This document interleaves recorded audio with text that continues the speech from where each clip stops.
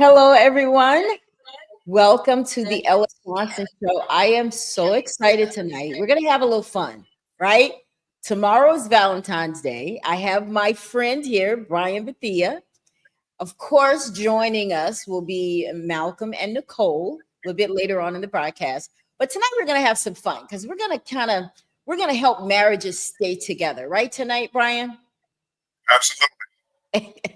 We're going to try. Listen, some of you want your marriage to stay together, and some of you might be listening to find out how to get out of it.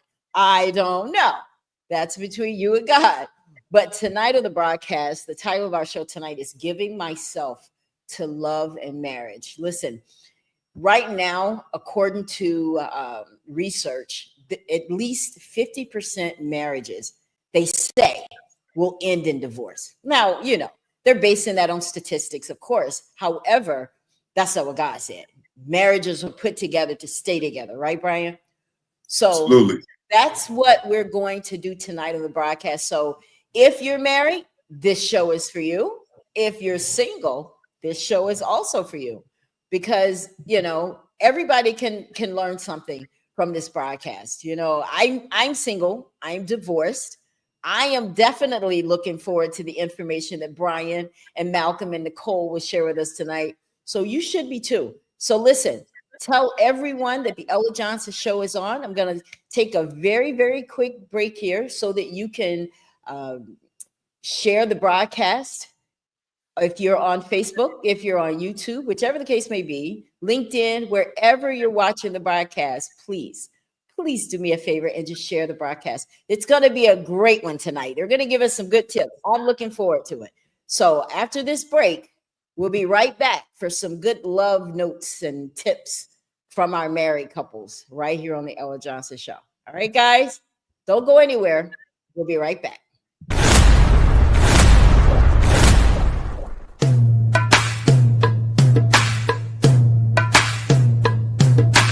It's time for the Ella Johnson Show. I'm so excited that you've taken time out to tune in to the Ella Johnson Show. I hope you enjoy the broadcast.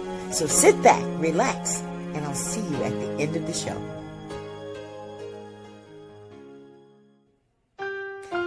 One day someone asked me, Ella, why do you do talk shows? Why is this so important to you? I said, because I want people to know that God does use us. Because sometimes things don't happen to you. They happen through you. And now it's time for the Ella Johnson Show, where we set the table for real talk conversations. So stay tuned. It's all coming up next. The Ella Johnson Show.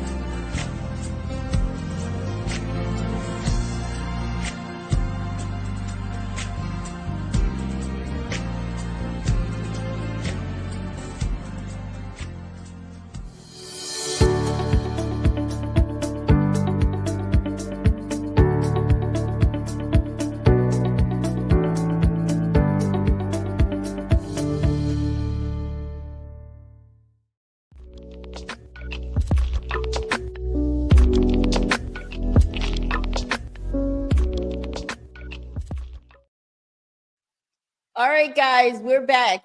Listen, thank you all again so much for tuning in to the Ella Johnson Show tonight. Tonight, the title of our broadcast is Giving Myself to Love and Marriage. Tomorrow's Valentine's Day.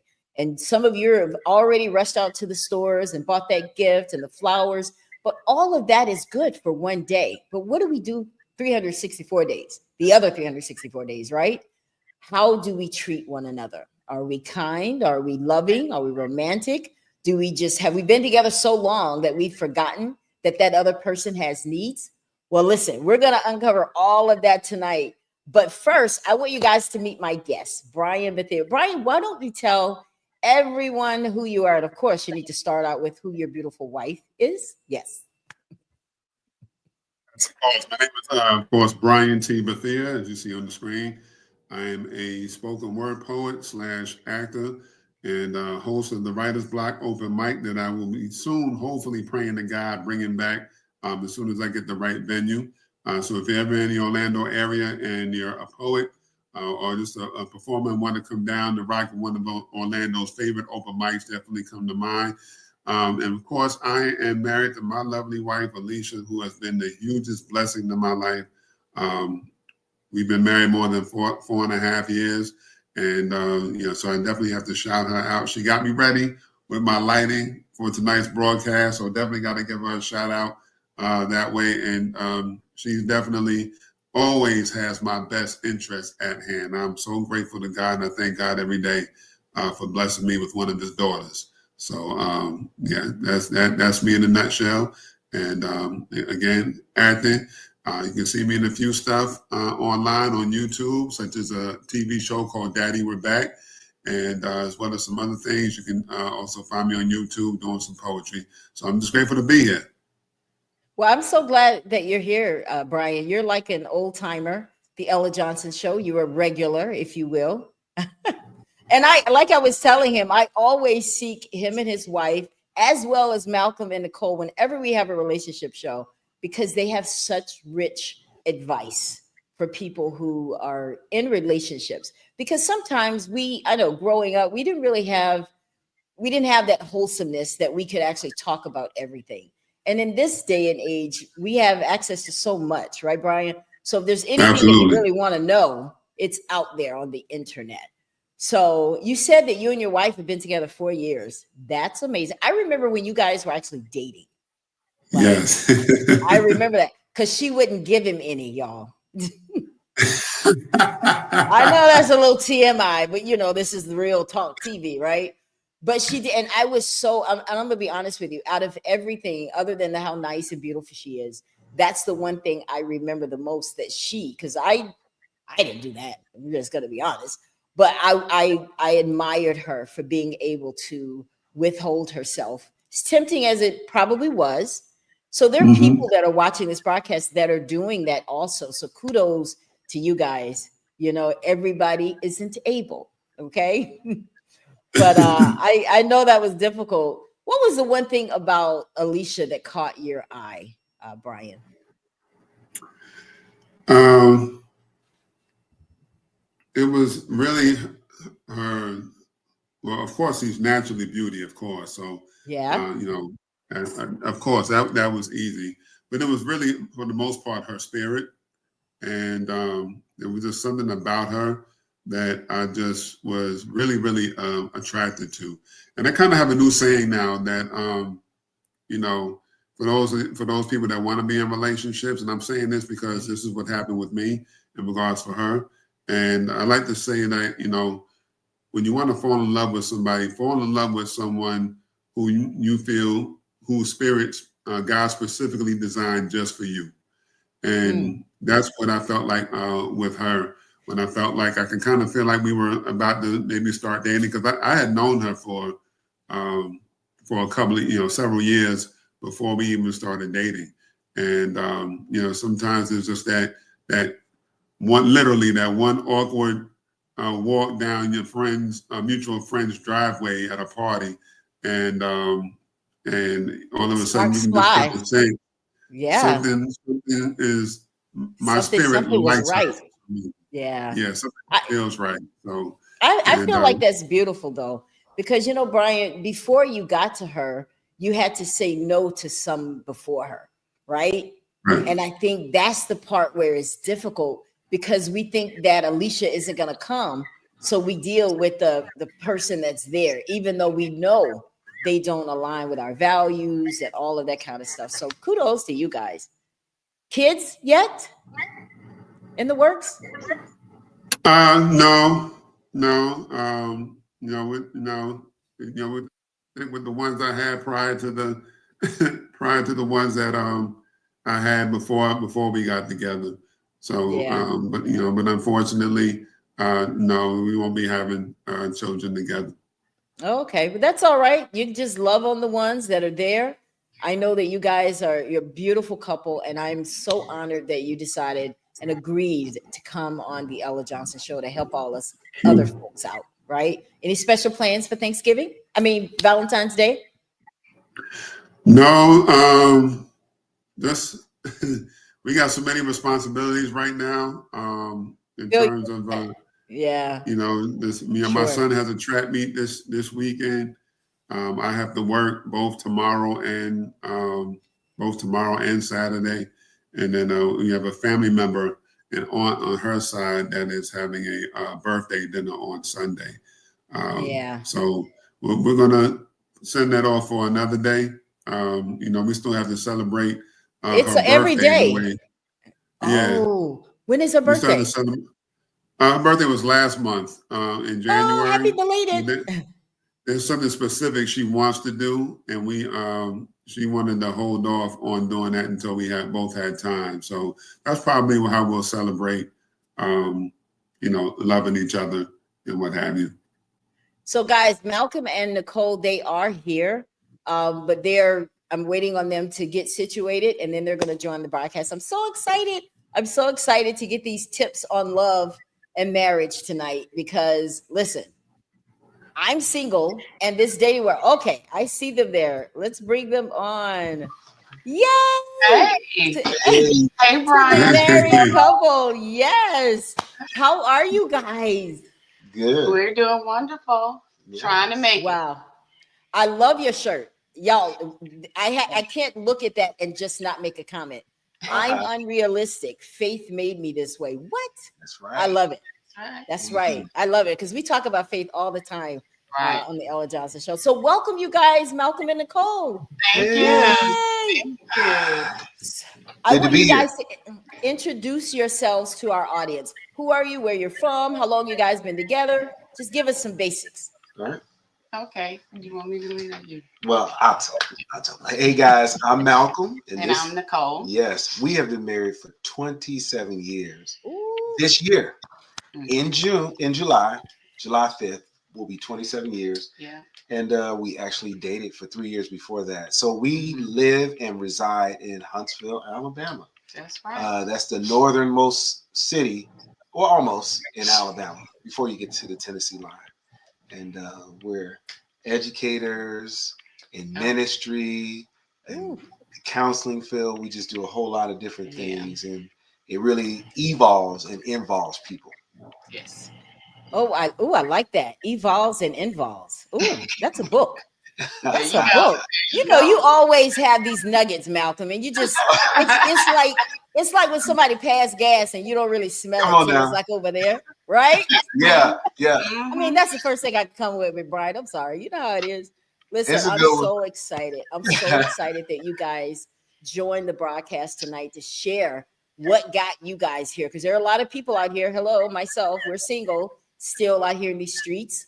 And but the way we approach dating is has to be different. It has to evolve and it has to involve God more. Right. So we're looking forward to you guys share. Tell everybody how you guys met. Ooh. How did we- Okay. Well, I'll Yeah, share go this ahead. story. Well, of course, I moved to Huntsville, Alabama for college to go to Alabama A&M University. Yeah. And upon my junior year of college, my roommate had a friend, and we were acquaintances, but she was staying with us for a while. And she would tell us she was going to get her eyebrows done and get her hair shaped up because Malcolm used to own a barber and hair salon.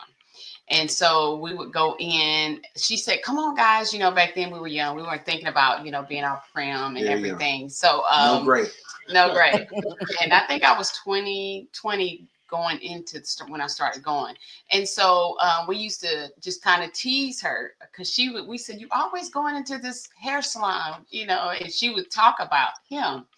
So we ended up going, long story short, we ended up going, about a year went past, and she ended up moving back home. But my friend and I kept going, my roommate. And then so Malcolm never really said much, but I just watched him and I observed him. And of course, he was doing the same thing, but he was always a gentleman. And I noticed that, it was a lot of females because it was a hair salon. And I Right. noticed that he never looked at them lustfully. He was just always mannerable. And he wore this tag that said, But a button that said protect the Black woman. love, respect, Love, respect, and protect. Oh, nice. Love it. Love it. And so I just always observed, and I admired that from a distance. And Mhm. then so I used to work at a fast food restaurant, and like I said, after a year passed, he came. We kind of had this barter system. If you would do my hair for me Yeah, for she a was a cheaper broke college rate, student. Oh, yeah. I know about broke college. Yes, baby. I so I was like, understand. if you can do my hair for less, then you can come through Popeyes and get some free chicken, right? Oh, not the chicken box. The chicken box Yeah. right down the street What? of me. And so he came one evening through the drive-through, and he just said, I've always watched you and observed you, and I would like to get to know you better. And so it started from there. Mm-hmm. He picked you. What was it about her? What made you pick her as opposed to all the other women that were looking at you? Of course, like we were young, so I'm a year and a half older than her, but she swore up and down I was about 10 years older than her. I mean, because I had a little bit. Yeah. Were you that like an age. old soul kind of I person? was. It's how he I carried was. himself. I Yeah, opened old my hair soul. salon. Gotcha. I had just turned 20. I was 19 going on 20 when I Oh, opened wow. my hair salon. So it was at the end of my freshman year. And so I guess for her, she's like, this guy is kind of in a career, so he can't be like our age. But I actually was. So Wow. we actually started dating. She was 22, going on 22, and I was 20, going on 23. So um, I think she had it together, Wait, to me. wow. And the And reason why I so say young, Nicole. That's young, impressive. yeah, I like it. yeah, college Okay. student, she had a dream. She's like, I want to graduate. This is what I want to do. Um, she just, to me, checked those boxes of, okay, I am sort of an old soul to be 22, and she seems like she's on par with me, in terms of, Wow. sometimes you might say, people my age aren't acting my age, but she did, not to say anyone else didn't. And then of course, But I she just stood did. out, Ella. and then of That's course, just all look to at it. her, I just stood out. He's not saying it all and the that's way. what I was about to say. Look at her. Yeah, she checked my boxes. Oh, I love it. I love it. Well, we want to help our audience tonight check some boxes too, because we're out here, especially the older ladies, the older men. You got all these dating apps now. Everything is just so different. I know that you guys do these love tips, relationship tips. What made you guys start doing that? Because that's what attracted me for this show tonight by seeing those. Well, we're over family ministries at our church, Mhm. and that Okay. includes women's ministry, men's ministry, singles ministry, senior citizen ministry, and Veterans. veterans ministries. And so we do the couples portion. And so our team and I decided, what can we do for the month of February? So we was like, okay, let's do a 28-day. And so we put together a daily challenge, daily things, activities that couples can do to connect or reconnect. And the purpose for that is because for us, when you've been married for a while, sometimes with life, either it's children, your Mm, job, trying to have that work-life balance, any extracurricular activities, you can just take each other for granted and just kind of become mm. disconnected and think, oh, I don't have to do this anymore. We did this when we dated. And so we came up with the 28 daily activities. And so we said to get more people to follow us on our family ministry page, that was part of it. They had to like and follow our church family ministry page to get Okay. extra points, which that has really helped us. And so they get points. They don't have to post on Facebook if they choose, because some people are private. They can email them to me in our email. So I get those too, as well as those that post on Facebook. But those are just extra points. And at the end, the person who has the most points can win a romantic dinner.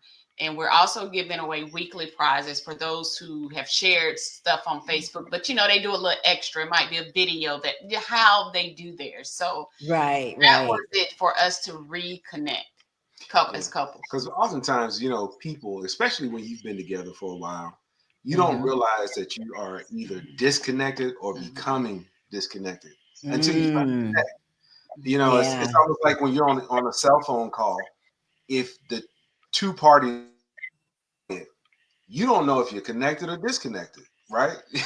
You know, it's not until you attempt at that communication piece that you realize either my phone has disconnected this person or my service has gone bad.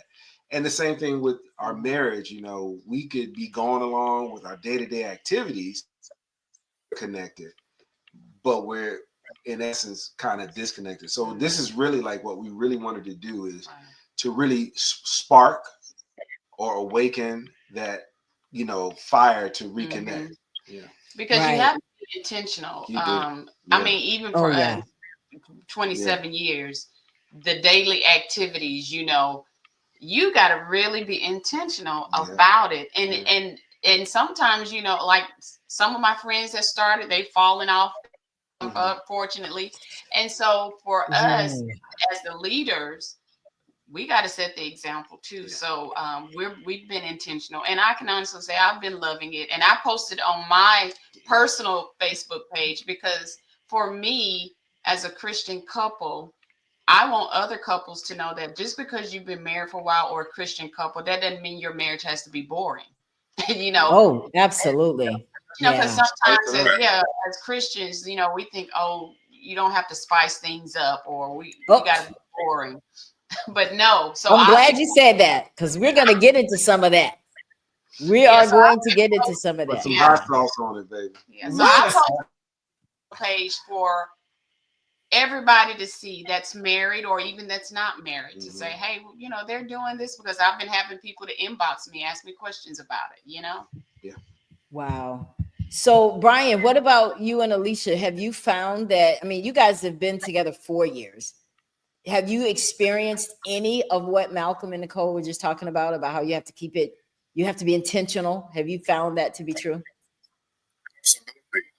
We both talk with each other about some of the things that we feel like we have to do in order to keep things together and keep moving forward. Because at the end of the day, as I've learned through the years, marriage is a choice. And, you know, we wake up every day, I wake up every day and I've told her several times, you know, I still choose to be married to you. You know, it's not easy. Sometimes you do have to be intentional about some of the things that you do, and that's including things like going to bed together. You know, making sure that you are having that time once you all have gotten your household responsibilities and maybe even work responsibilities taken care of. You know, go into the bedroom. Nothing has to happen in the bedroom, but that intimacy is definitely important, which can then lead to other things, of course. But the main thing is the reconnection, talking to each other about any and everything, whether it be bills to hey, how was your day? What's the weather like tomorrow, or what have you? Being very intentional about interacting with each other, even if you're watching TV.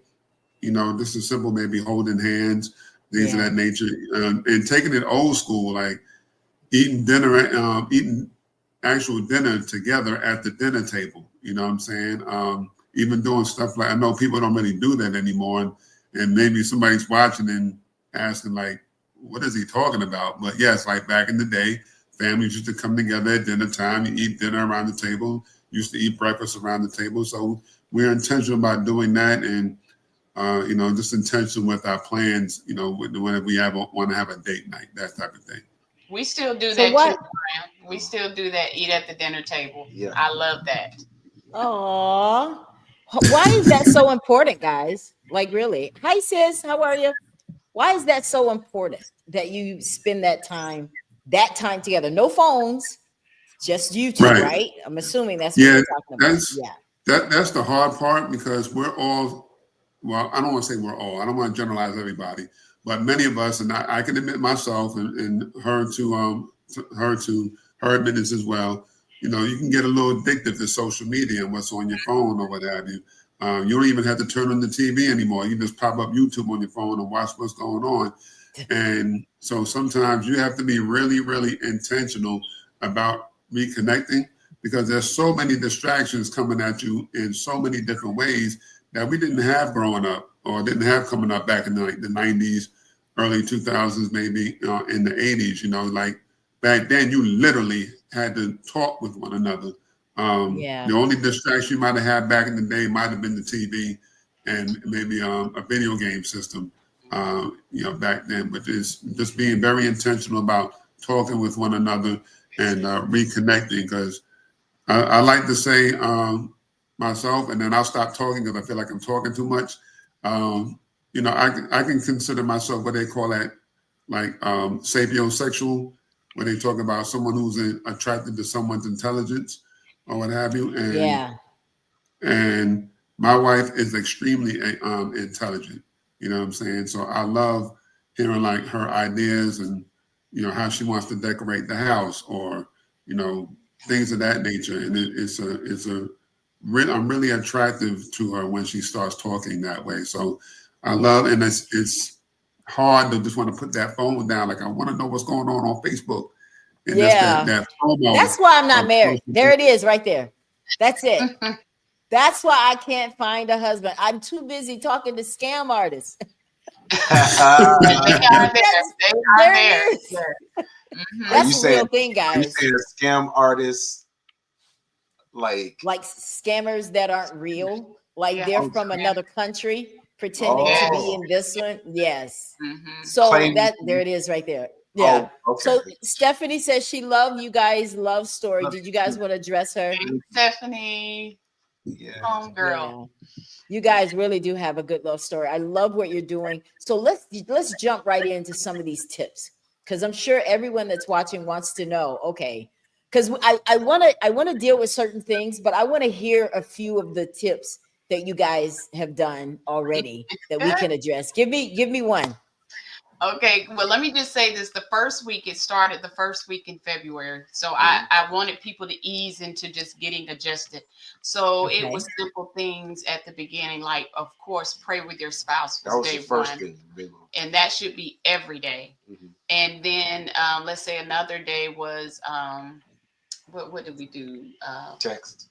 Well, we did plan a date night, but I got that kind of more so towards the end of the week. So this week last week was expressions of love, but this week is intimacy. It's focusing on intimacy. And so like yesterday was send a text, sexy text message of yourself to your spouse, or picture. I'm sorry. The day before was a video, like expressing your love. Yeah. And so with this picture, I said, if it's scandalous, you get extra 5 points. Now, they don't show the scandalous. They don't show the scandalous. I told them for the intimacy week, just do 3 fire emojis. And so also included make love to your spouse. So this week has been like 3 to 4 times a week. Okay, wait a minute. 3 to 4 times. Okay, wait a minute. Let's clarify here on the Old Johnson Show. I like clarity. It's what I do. You mean you've been giving it up 3 to 4 times this week? Yes, that was. Girl, I gotta give you high five on that. That's what I'm talking about. Yes. Well, I mean, it's different strokes for different folks. Different folks, right? But the purpose was, again, it's intimacy week. But there's a difference between intimacy and sex. So it's some daily things for that too. But sex is on the table this week for all the couples that are participating, if they decide to do it. Because she's been giving up intimacy 7 days a week. And then the other part is sprinkled in there, So, yeah. Because one day. No wonder you guys coming. No wonder you guys are cheesing when y'all came on here. I don't know. You might have just done it. I'm just saying. That was this morning. Elder, don't get me started. Yeah, see, don't get me started. He's more private. I'm very private. Yeah. And No. this chick, boy, she's all in this 28 days. I'm more like, okay. I love it though. You know what? This is what marriage is supposed to look like. This is what God put together. And this is a very good example. And when people want this, they're willing to just settle because they think they have it. It's almost like the jigsaw puzzle story that I gave a time back where we're trying to take from another box. Like, in other words, let me give you guys a brief thing. Like, your life is like one big jigsaw puzzle, and you open the box, it's a mess, but all the pieces fit. No matter what it looks like, they all fit. And I gave the example of how sometimes we like to take from another box thinking we're going to get the same picture. This is the picture people want, but you got to wait for it, because whatever it is that God has for you is in the box. So you got to keep with your own box, because everybody wants this. So I love how open you guys are. We're not going to go in detail about that because I could go there, but I love how you're open about, right? She knows. Okay. But I like it because people that are married need to see that, yes, married couples, Christian married couples, do have sex. They need to be intimate. You need to hold hands. You need to share those private moments that only you guys can laugh about, the text messages and stuff. That's what I'm talking about. So I love that. I love it. I know you have something to say, Brian. Jump in, Couples Brian. like I that know you probably never read the book of Song of Solomon. So there's a lot of that going on, and a lot of pastors kind of skip over that book and preach over the other 65 books of the Bible, if I'm not mistaken. That's very, very important, and unfortunately, to the detriment of marital couples, that type of topic is not really expressed in church. You know what I'm saying? Or God knows, for whatever reason, I think it's still somewhat taboo that you don't talk about that in church or what have you, which you should, because if married couples, in the marriage ministry, and you're having a marriage get together at church, then you should be talking about that, because that's one of the that's one of the gifts that God gave us to help keep a marriage together. And let's be honest, you can be mad at your spouse one day, but one good session, well, you forget about what you was even mad at the next time around. You know what I'm saying? So, so that it's what meant to help keep us all together and happy and satisfied, and and keep it moving. Okay, guys, look at what Stephanie just wrote. Okay, she's a minister, so I'm sure she's counseled people. On the real, a lot of married couples are not having sex. On the real. Or I mean, to be honest, once a week. And I know some females that said twice. That's a lot for them. So, but I will say this. I believe that what worked for one couple may not work for another couple. And I've always, when we minister with couples, you both have to be on one accord with what that looks like for you. So if once a week, if both parties, spouses are okay with it, then once a week. But if there's an issue with it, then that's something that you need to talk about. And how do you know when there's an issue? When one cheats? Well, that's automatic then. It's a long list. We tell people, sometimes there's a biological issue that definitely needs to be discussed. Yes. And oftentimes we look at the biological issue just for the male, but women have biological issues that impede sex. Menopause.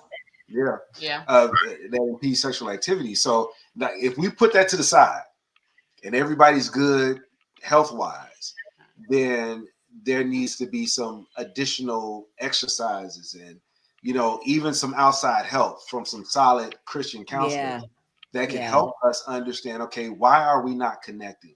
Why do you not want to have sex with your husband, or why do you not want to have sex with your wife?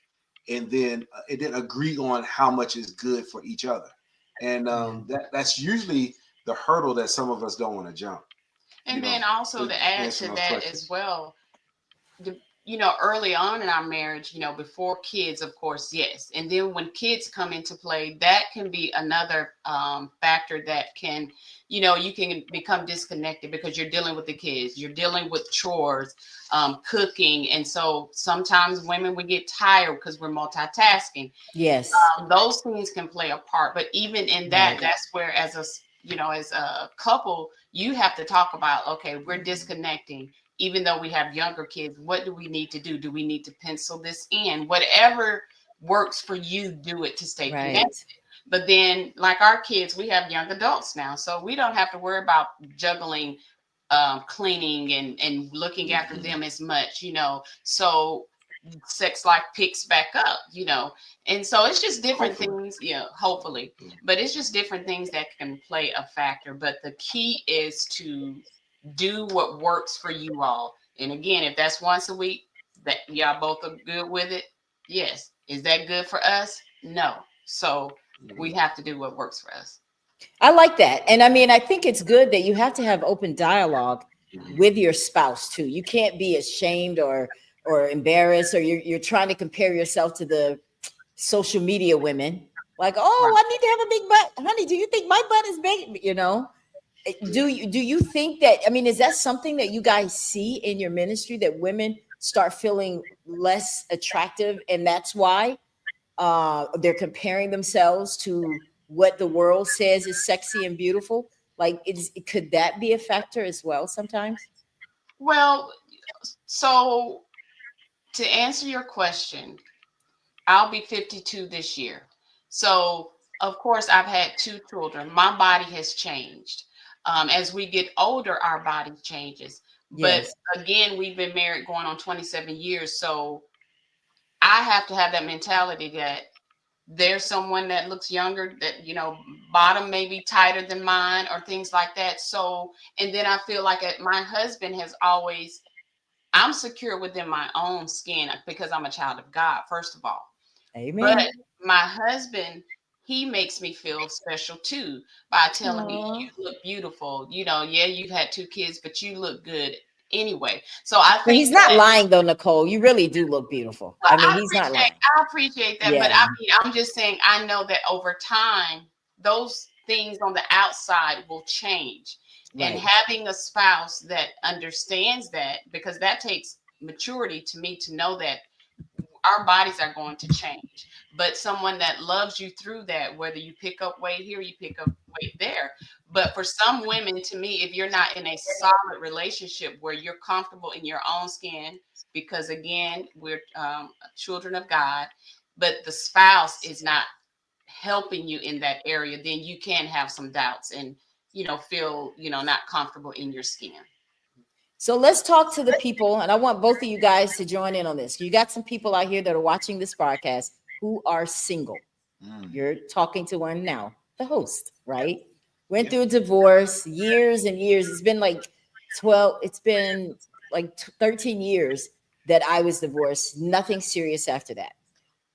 You're over that 50 range. What should dating look like for us single people? Because I know we got to move a little differently than the 17 and 18-year-olds. So what should it look like for people that are over 50 or 60 for that matter? I think the gender aspect, we look at those things differently, but I do have a lot of concern, and I would say, I don't want to say empathy, because there's nothing sad about it for women who are single, because sometimes you feel like you need to be actively dating to be relevant in that space.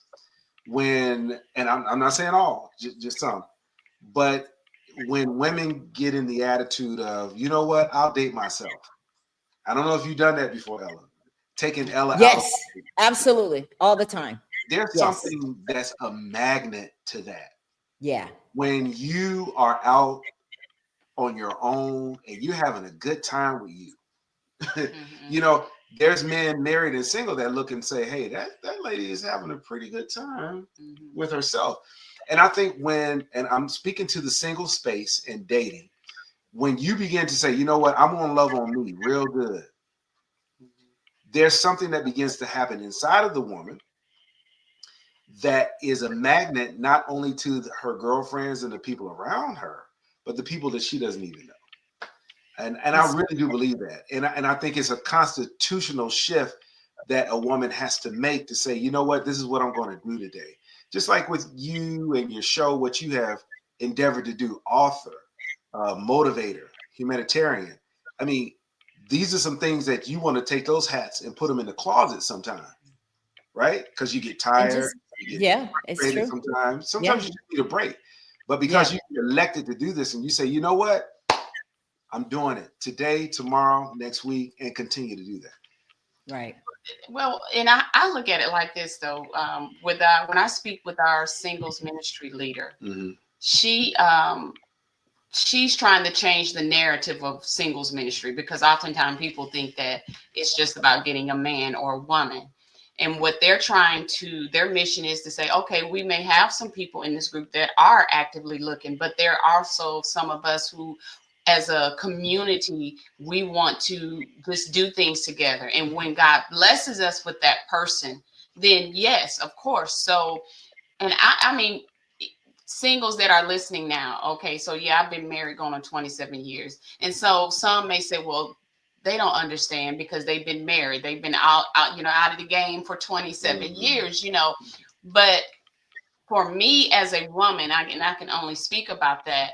My thing is when it, Lord forbids that I have to get out in the dating game again. But my thing is like what my husband said, dating ourselves and really being grounded in having that relationship with Christ to say, Lord, I'm going to wait on you to send me is for me.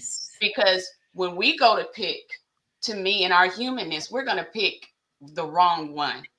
The scammers, right? Sometimes. So but when we allow God to, to keep our eyes on him, right. And I have to come from this standpoint because, like I said, I believe in God and I'm a Christian, and Lord forbids if I have to get out there in the dating game again, have to find that where God is going to guide me to that person or that person to me. So in the meantime, what I'm going to do is make sure I'm still being me by traveling to buy.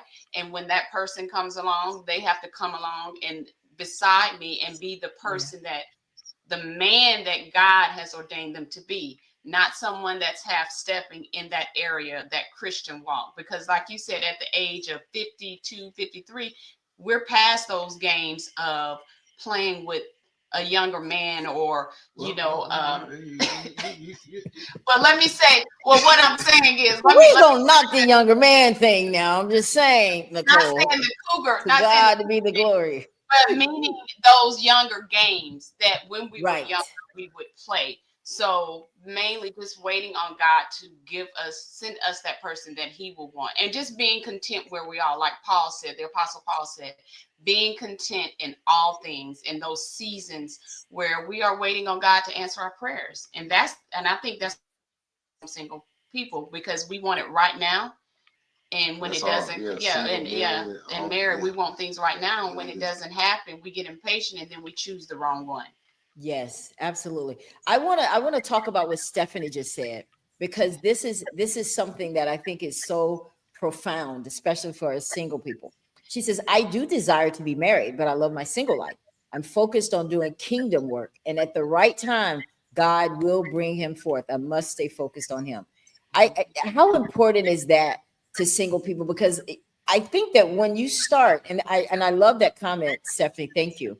I think that when you focus on him, because there's a scripture, and I know you guys are gonna share that with us, that says when you focus on him, he'll take care of all the stuff in your life that all your wants and needs, right?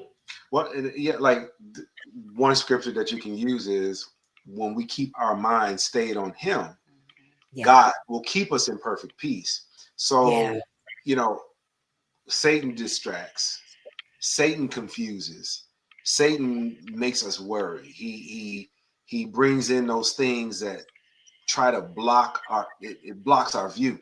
But when we keep our minds stayed on God, he puts us in that perfect peace mode to say, you know what? And you even talked about being content, what Paul talks about in Philippians. So when we say, you know what? I'm going to work at being content, lose the mode for being distracted, then it causes us to make that shift and to be comfortable. Yeah. I appreciate that. Brian, did you want to add anything to that about just staying focused and then allowing that time? Because patience is a virtue when you are single. It really is. When you're married. The more you, when you're married too, that's right. But when you're single, it's tough because there are moments where you could be vulnerable and you Yeah. could give in to stuff that you shouldn't be. And the reason I like doing these kind of shows, because I too am transparent about stuff that I've done. And I think that sometimes when you do things out of the will of God, it will limit and it will make you wait longer. It's like, okay, so you were over here dealing with stuff you had no business dealing with, that was not your man, that was not your life that I designed for you. So you stay over there, and when you're tired, when you keep bumping your head, realize that you're going to have to come back to me. And I think that that's where a lot of people are. They realize, okay, God, I've had all this stuff. I'm actually mad at the devil because he lied to me, right? I'm actually mad because I thought that this fine man, I was like, there was a day. But I'm so glad now because the peace of God will take over. And you won't know, you won't even think about a man. I don't focus on that. I really don't. My motto is, I am married. I'm not on a mission to be married, but I am married to my mission. Yeah. Right? That's where I am right now. Real talk. So I want to talk about something. No, go ahead. I think, and I heard what you said, but I think there's some frustration in us when we feel weak, right? Ooh, yeah. Yeah, and we feel Definitely. like we're less than. But here's the thing, Yeah. even the Bible tells us when we are weak, that's when God is made strong. And I think what we have to do is understand our weakness, right? Understand those trigger points, understand where we are, and that really we can find our strength in God. So even like with what you're saying, Ella, I mean, you're human, Oh yeah, I deal with stuff I'm human. and I move on. I don't hold on to it. I let it go. And Y'all we're not, weak. yeah, exactly.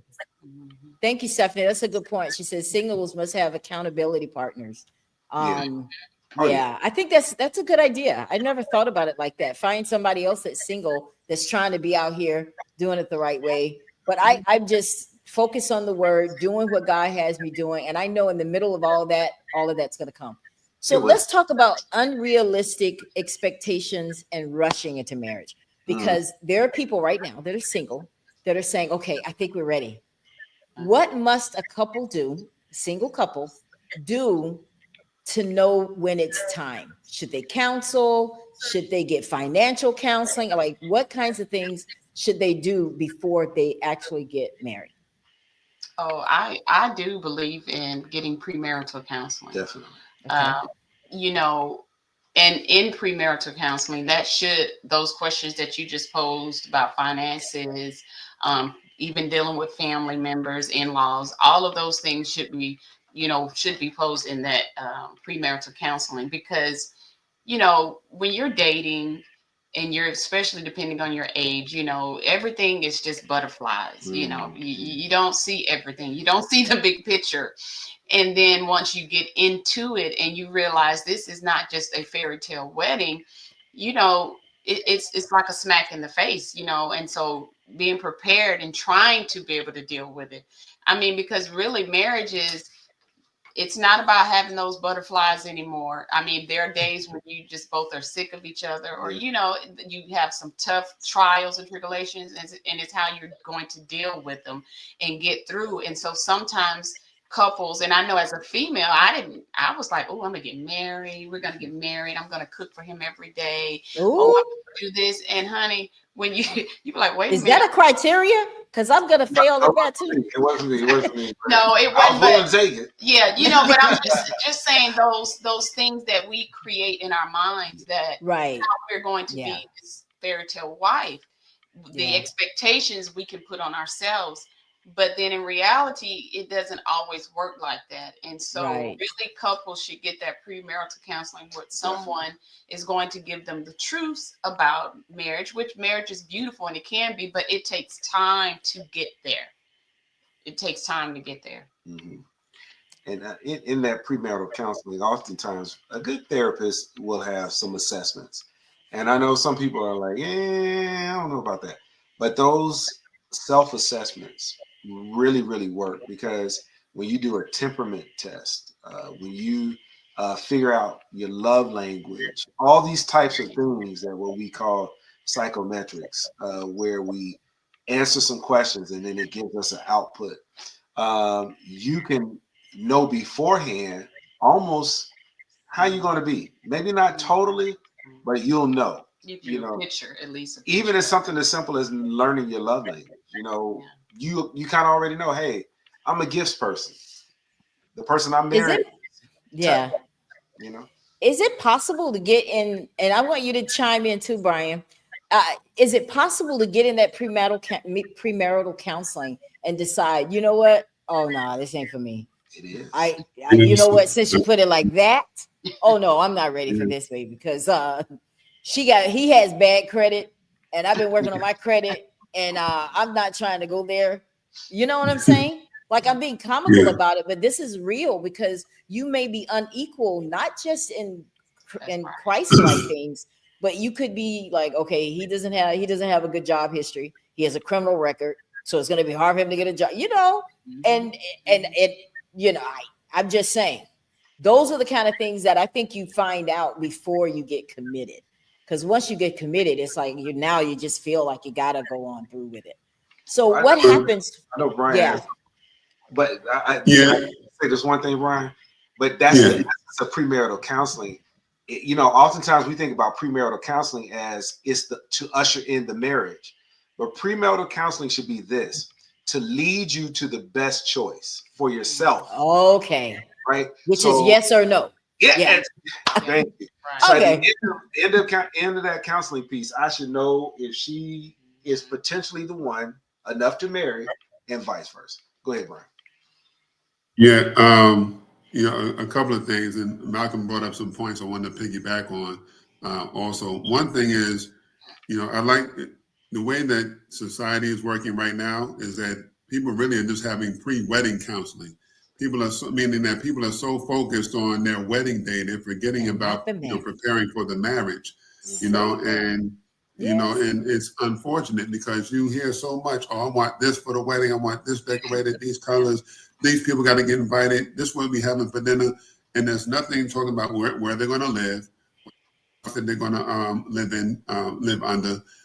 Are they going to share bank accounts, or are they going to keep their bank accounts separate, or are they going to have a combined bank account or separate accounts? So money definitely has to be discussed. And you definitely have to know. Piggyback on something Malcolm had said earlier. You definitely have to understand each other's. Number one, you have to understand your own love language first. So you have to understand how you want to be loved. Therefore, you can teach your spouse how to love you. And then on top of that, you have to understand your spouse's love language. And I find that a lot of people are not connecting that way. And sometimes there's like a mishap, because let's say like you have one person whose love language is giving gifts, but the other person doesn't like to get gifts. I don't know. Nobody doesn't like to get gifts, but I'm just saying, just hypothetically speaking, that person who doesn't like to get gifts has to understand that their spouse that they're with who love to give gifts, that's their love language.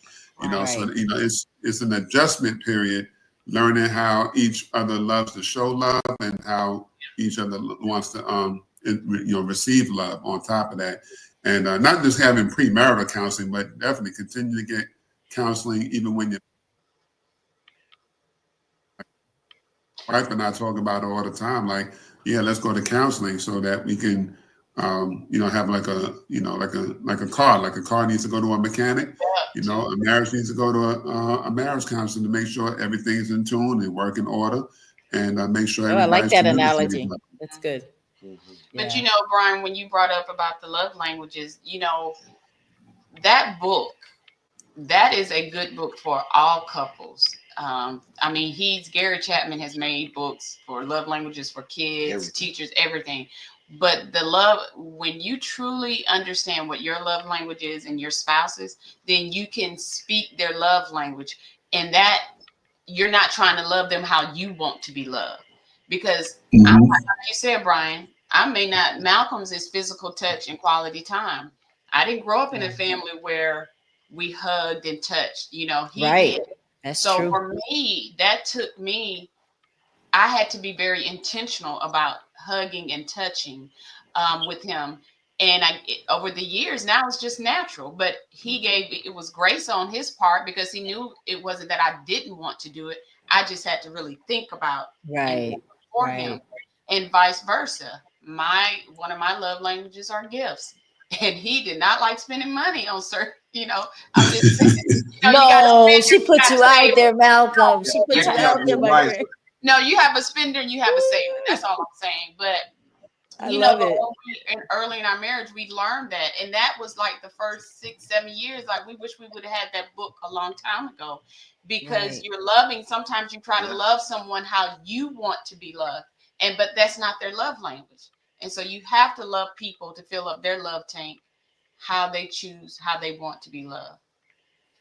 Now I want And you both to. patience. I believe Malcolm on the call. I Yes. can't remember which one of y'all brought it up earlier, but patience definitely is a must to have in any relationship. Because so let's say like if there's a lack of patience in relationships. We live in a right now microwave society. I want what I want right now, and the other person may not be willing, to do that right now. In anything. So that's another thing. People need to learn how to have patience, Right. and take time. Not granted. On the flip side, people do need to learn how to speed things up a little bit because sometimes patience can take a little bit too long. Yeah. But patience is definitely a virtue one must have when being in a relationship. And I guess the best analogy would be to use. I know a lot of wives have a problem in marriage when they ask their husband to do something, and a husband has to learn. And for any guy that wants to be married, listen, usually when your wife asks you to do something, she usually wants it done, at least, if not right then and there, at least within the next 5 minutes. Yes. But, to a man, Okay. when a woman asks her husband to do something, he's like, okay. But in his mind, he's thinking, I'll get to it when I get to it. That could be after the game is over, or after I'm, done chilling real quick. So, that's another thing. I want to show you guys. I want to show you guys something. Makeup by Chrissy J. She was following up with what Nicole said. She said, I can relate. I love a gift. All right, men, I want y'all to watch something. Because whether your woman is telling you she wants it or not, you see it. They're telling you right here on the Ella Johnson Show. Makeup by Chrissy says, I can relate. I love a gift. That's followed up with Amanda. She says, me too. Yeah. This is the Me Too thing going on here. And that's a right, genetic. guys? Yeah. But but the thing is, though, that goes back again to our love language. And now, what I will say about Malcolm, if I tell him something that I want, I've learned to give him that time to get it wrapped around in his head and to be able to do it the right way, save or budget for it, right? And so that's what I've learned to do, because even with that being my love language, it doesn't always mean that my gifts are expensive.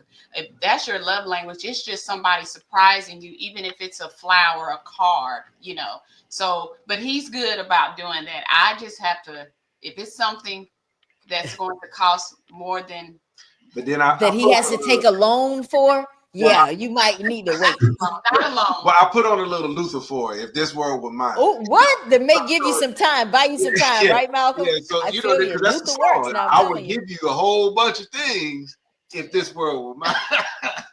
Oh yeah, Luther works. The old Keith Sweat works too. So I know. Just so what? Listen. All right. But one thing that Brian did say about people are getting pre-wedding counseling. Yeah, that's a good point. Counseling. Yeah. There's one thing inside of it. Like, we get so focused on the wedding date, right? You got to understand this. Instead of like being so focused in on the wedding day,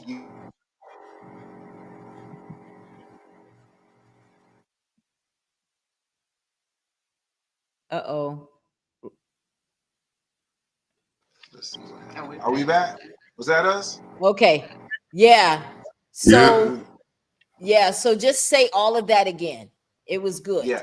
Say it like again. What Brian was saying about there's pre-wedding counseling. So what I was saying, just to shorten it up just a little bit more, instead of having that tunnel vision on the wedding date, right? We're looking at the wedding day, We need to also see the warning signs, right? Because you get your warning signs, and you don't want to have that tunnel vision for the wedding day. Like he cheated the night before Ooh. the day you guys going to get married. That leads me into he's been doing it. infidelity. Or he's been doing it. Yeah. What? But you're like, if you get married, he may stop. No. Yeah. Yeah. Let's talk about infidelity. This is a big one. Me personally, I'm just going to be honest, Christian or not, I just don't know how to deal with infidelity. So help us, Malcolm, Nichole, and Brian, us single people out here, understand that infidelity may happen in a marriage, that it can happen. We're two different people. We think differently. And it's hard to answer this, I know, because you can't tell people what to do in their marriage. So just lead them into it as from a Christian perspective when someone cheats. You know, from a Christian perspective. Go ahead. How to deal with it, or I mean, when it happens, or how to like avoid it. Like, how do you respond to it? I mean, I know you're not going to go and slap them and knock the taste out of their mouth. I know you're not going to do that. You said you might want to. Yeah. Okay. I hope. Right. You hope so I'm saying, because I mean, my initial reaction is to, like gut punch you, kick you in the throat, cut you, slash your tires, things like that. Not saying I've been there, just saying that that can be your first reaction. But as a Christian, I know we have to do things in love and all that, but we're also human. Yeah. So how would we, from a biblical perspective, handle infidelity in the marriage? Can I answer that? Jump. Yeah, you can answer. I want both of you guys to answer this one. I will say this. I would take time, of course, to process it first. Right.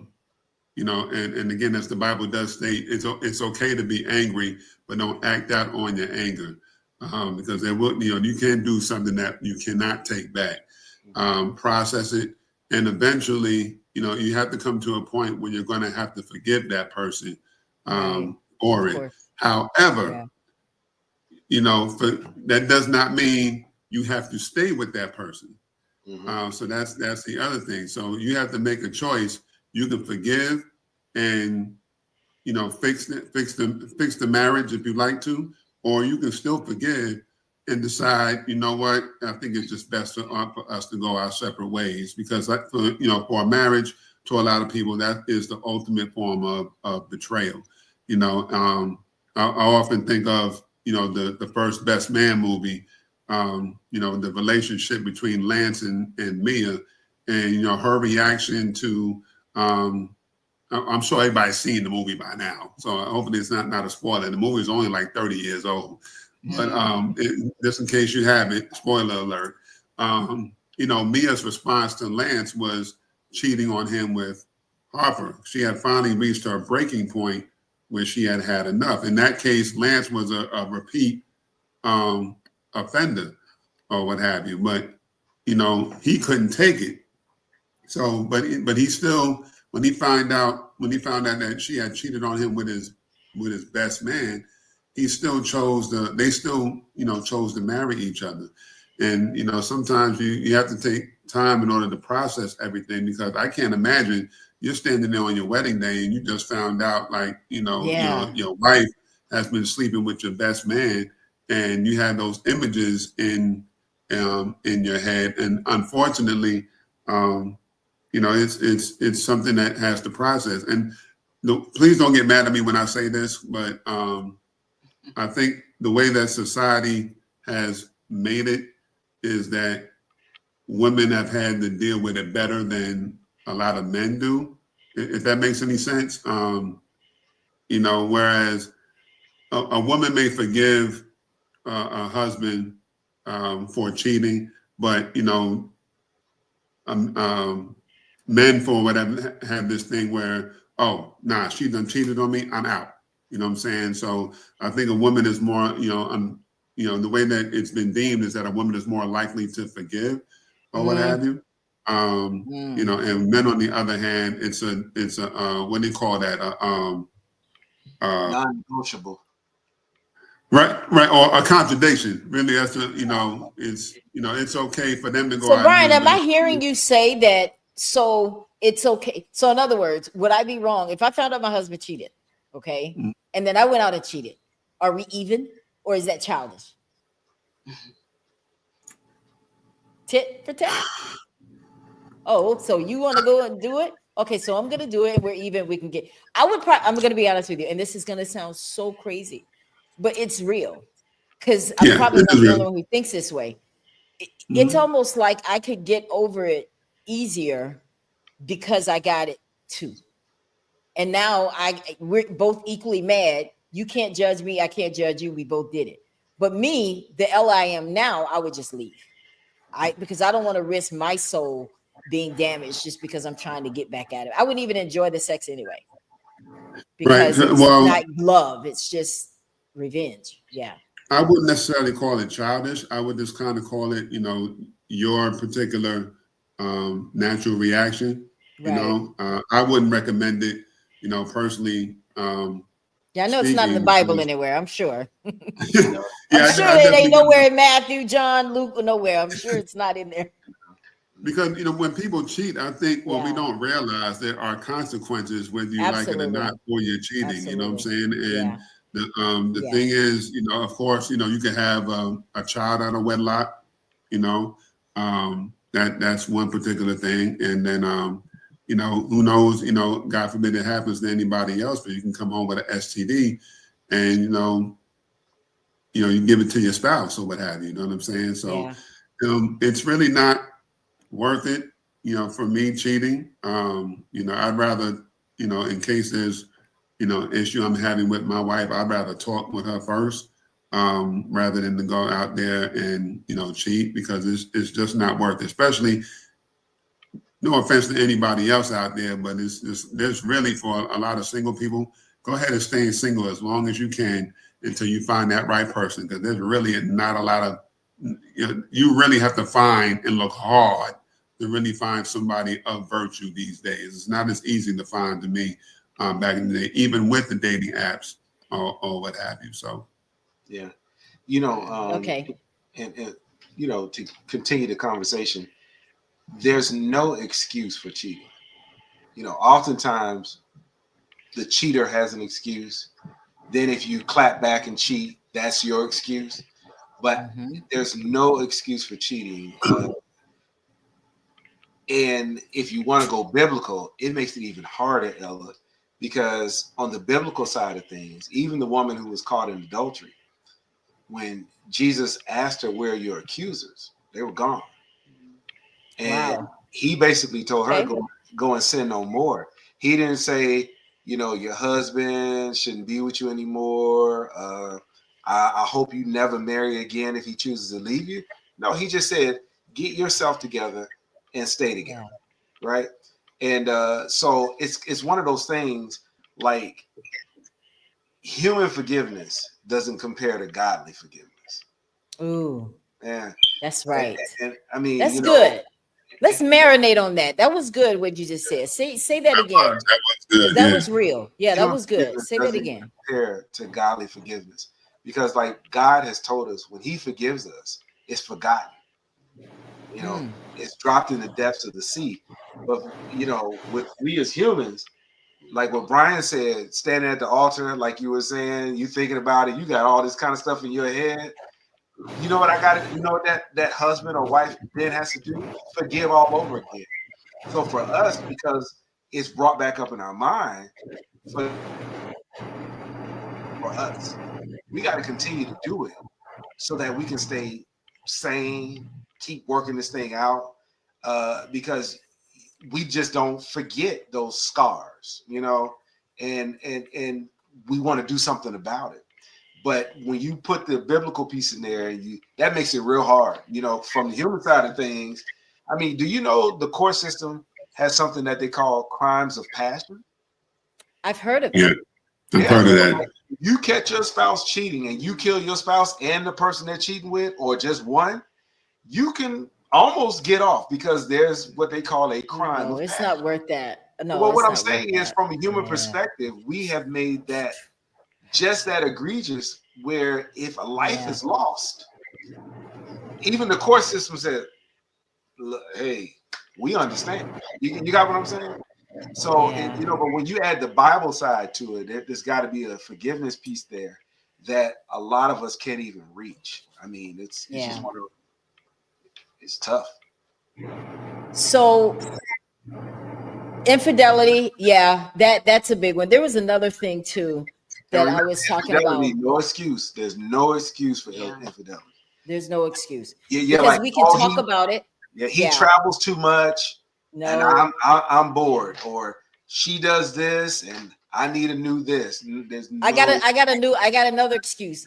He doesn't know how to do it. He's lost his touch. Yes, I don't enjoy it anymore.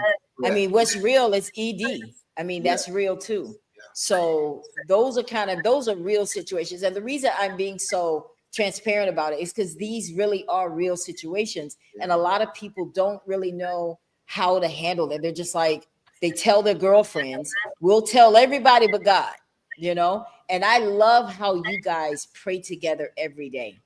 That is good. Do you guys pray together to start your day and end your day? I'm assuming. Yes. Yeah, and we even turned the heat up on that prayer.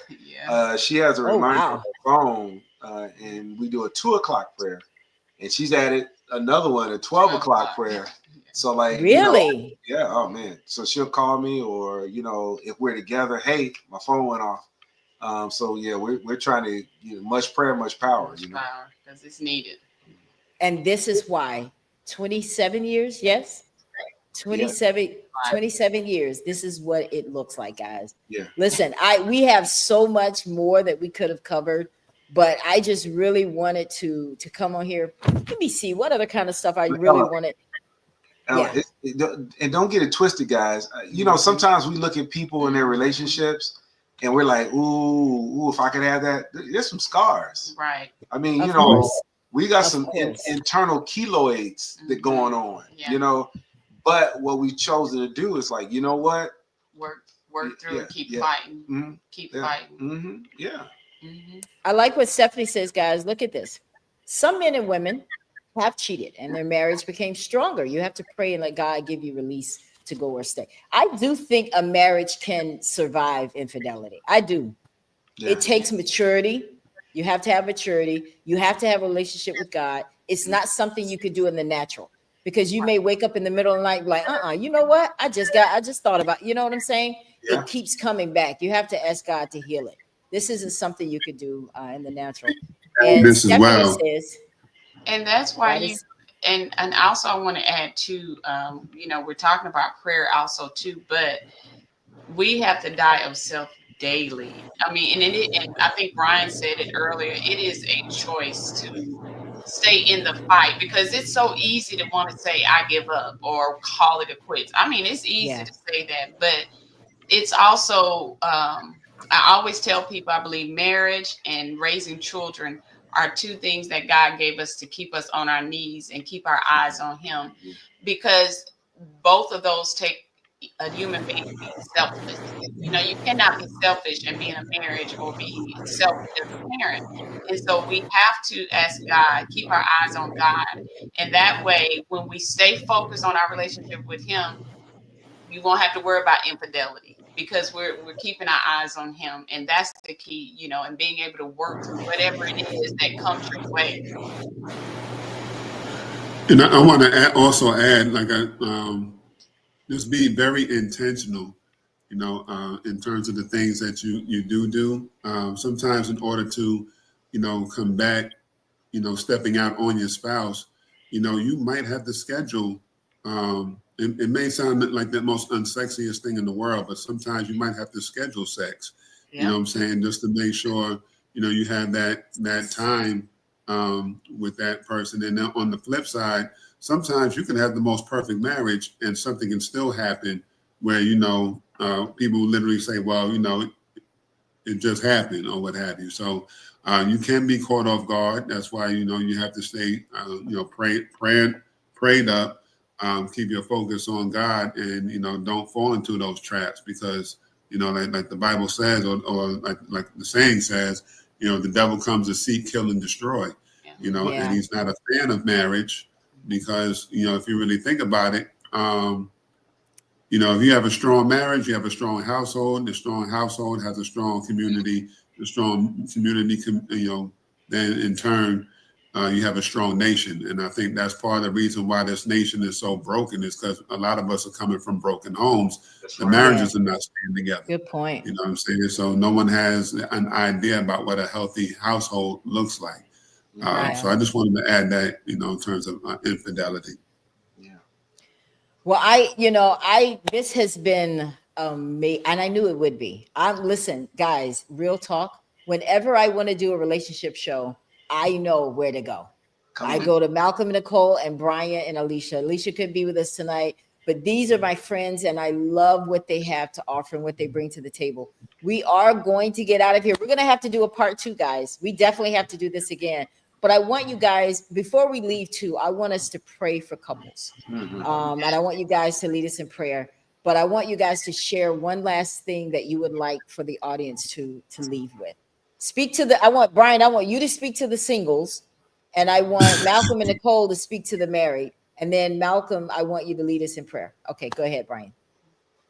Okay, I'm gonna say something that I posted on one of my reels earlier, a few months back, and something that I talked with Ella about prior to the show.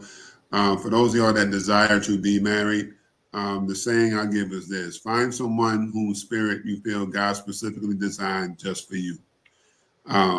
They don't have to be the best looking person in the world. Trust me, I have friends that have physical standards for their that they want their significant other to have, you know, and I'm just like, listen, you know, the woman that you want, my brother, may not have the biggest assets. You know what I'm saying? She may, you know, you want somebody who's like 36, 24, 48, and she might have measurements that are a lot smaller than that.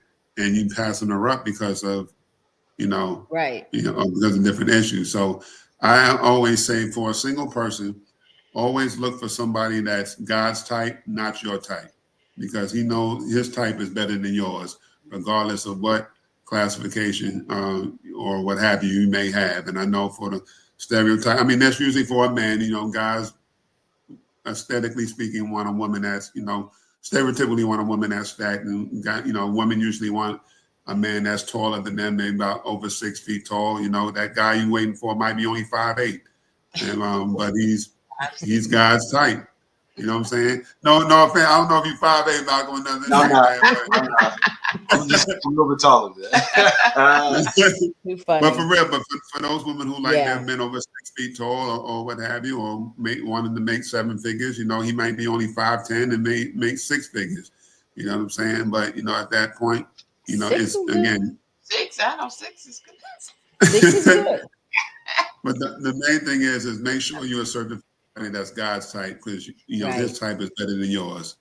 Definitely. Good advice. Malcolm and Nichole, I want you guys to speak to our married couples right now. I would say to the married couples who are listening, I mean, whatever you may be going through at this time, marriages go through seasons. And if you can get through those seasons, but get through those seasons with God, asking him to guide you. And there are days when you may not like your spouse, but if you take divorce off the table, make it not an option, Nice. don't even think about it as being an option, then things can definitely change. But know that all marriages go through seasons. And if you stay in communication with God, praying together, calling on him, asking him to guide your marriage, you can get through those tough seasons. And don't worry about how somebody else's marriage look. You got to work through Right. your stuff when you get to where Yes. you want to be and grow together as a couple. Yeah. And for all I of like us, it. single, married, seek professional help, Christian counseling that's solid. Nice. On those moments when you need that. So, guys, before we get out of here, I just would like to thank all of you so much for tuning into the Ella Johnson Show. I think that it is important for this show, this platform, to be one that honors God. So that's what we like to do here. And tonight it was about saving marriages. Tomorrow you will celebrate what the world calls Valentine's Day. We know that we have to show love every single day of the year, 365. But tomorrow is a day set aside for it. So we just want you to remember, that you have to love that man. You have to love that woman. Honor the king in him. and be a good support for your husband. I may not have one, but I've read some good books. Right? So Right. before we get out of here, I want Malcolm to lead us in prayer so that we can pray not only for marriages, but just pray for our country as a whole. Yeah. All right, Malcolm. All right, dear Lord, we just want to thank you so much for giving us this privilege to approach your throne in boldness, Lord, because you told us that we could do that. And Lord, there's a lot of things going on. There's people who are here, and there's some people who may look at the rebroadcast. And Lord, we're asking that you give us all a new and fresh relationship with you. Ella spoke that, tomorrow is Valentine's Day, but Lord, you made us the ultimate Valentine, because John 3:16 said, "Do you love the world so much that you gave yourself, your only begotten son?" And Lord, we just want to thank you for that. And then, Lord, we just embrace that you love broken people like us, and you're willing to do whatever it takes for us to understand how much we're loved. So if no one else gets anything out of this, Lord, please all know that we're loved by you supremely. And because we're loved by you supremely, you want an eternity with us. So let us accept your free gift of salvation and embrace and have an eternity with you. Forgive us of our sins, cleanse us from all unrighteousness, Lord God, and please save us when you come. Then this is in Jesus' name we pray. Amen. Amen. Amen. All right, guys. Thank you all so much for tuning into the Ella Johnson Show. I don't know when I'll be back, but just stay tuned. We'll see you All right. next time. Have a great evening, everybody. You too. Thank you. Thank you so much for tuning in to the Ella Johnson Show. We'll see you next time. We are supporters of the Ella Johnson Show. We live in South Korea. We have been watching Ella Johnson Show for like a year now. And we love her show. Her show is very inspirational, motivational, and educational.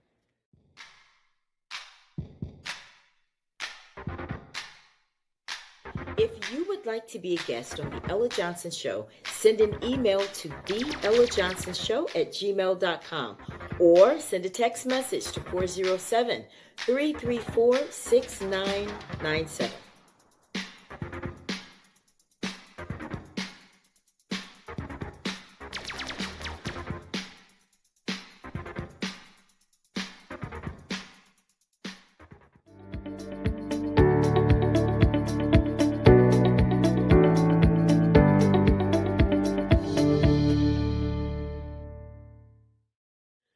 We love Ella Johnson Show.